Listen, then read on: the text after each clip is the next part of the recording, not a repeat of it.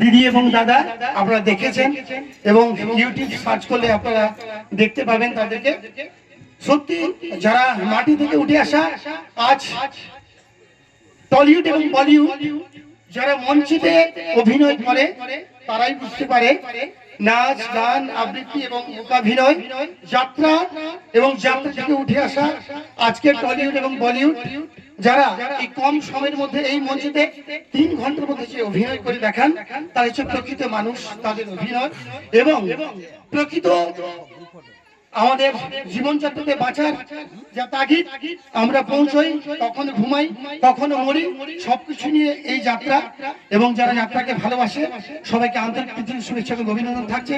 আপনারা যাত্রার সঙ্গে থাকুন, যাত্রা দেখুন এবং সবাই এবং এই পৃথিবী এই প্রকৃতিকে রাখুন।